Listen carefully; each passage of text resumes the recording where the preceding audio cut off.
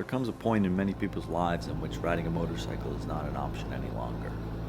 Priorities change, aspects of our health change, our financial situations change. And I try to have that perspective each time I go out and ride, that it might be my last. Sure, sometimes getting caught in the rain on a windy highway can make me fantasize about the comfort of air conditioning and full wind protection of a cage, but most times I ride around with a sense of gratitude. Being able to dip in and out of curves, the unique sensation of the centrifugal force keeping me balanced against the friction of the tires. It all feels like magic. Motorcycling is often portrayed as a badass or high adrenaline pursuit. Plenty of ad campaigns rely on the typical connotation of the motorcycle in order to make their product seem edgier. This is because each time we take out our motorcycle, the average non-rider sees it as walking out to the edge of a cliff. They prefer to stand away from the edge, where they feel a bit safer because of the cushion of the distance. Yet they don't realize that the ground we stand on is just as stable as the ground that they stand on. It's just that one step has different consequences. But being a rider allows us to benefit from an alternate perspective. We look out beyond the cliff, while death whispers in our ear. It reminds us of our immortality. It reminds us today we're not just sitting in the safety of our homes. It reminds us that today could be our last ride. So how does riding a motorcycle lead me to feel gratitude?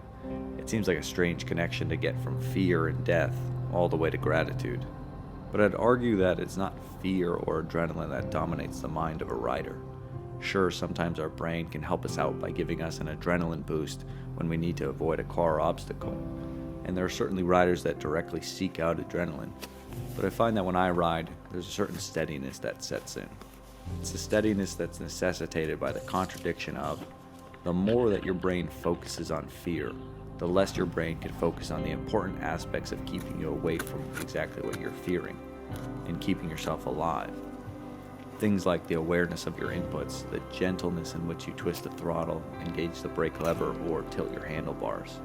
The less you fear, the more you can allow your ingrained muscle memory to manage those inputs and be able to focus on things like the curvature of the road or the objects around you.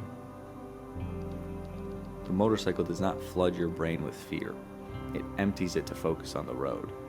That is detachment from your moods, feelings, desires, and worries. That is Zen.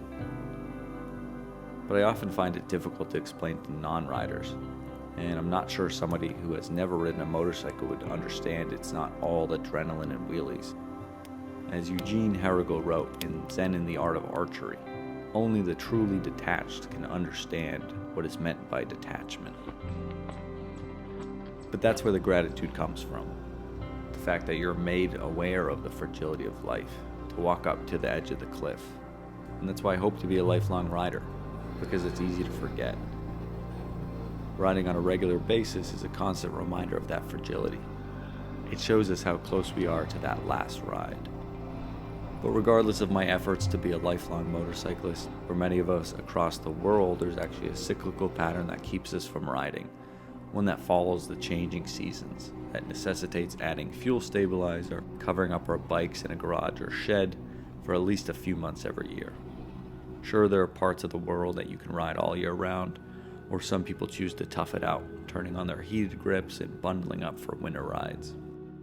In some of the places I've lived during my life, places like Massachusetts, Maine, and New York, you'll find the majority of riders winterizing their motorcycles and having them hibernate from December through March. Some of us wait a little bit longer than others, praying that the first snowstorm or sub-32-degree temperatures happen as late in the year as possible, before ultimately accepting our temporary hiatus. So what that means is that we have an annual tradition of the last ride, a sneak peek into what it would feel like to have to give up riding.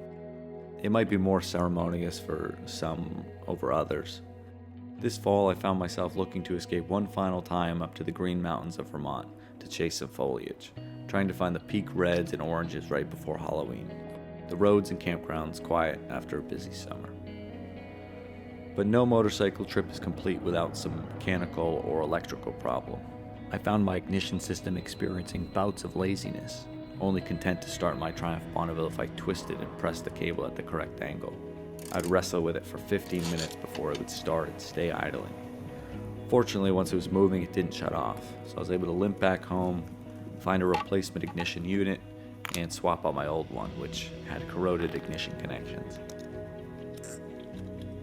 I also took a bit of extra care to relocate it closer to the speedometer and tach to provide it a bit more protection from the elements.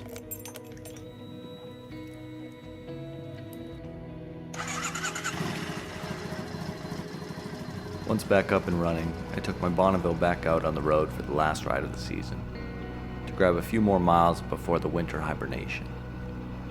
I added fuel stabilizer and covered it up, grateful for another year of riding.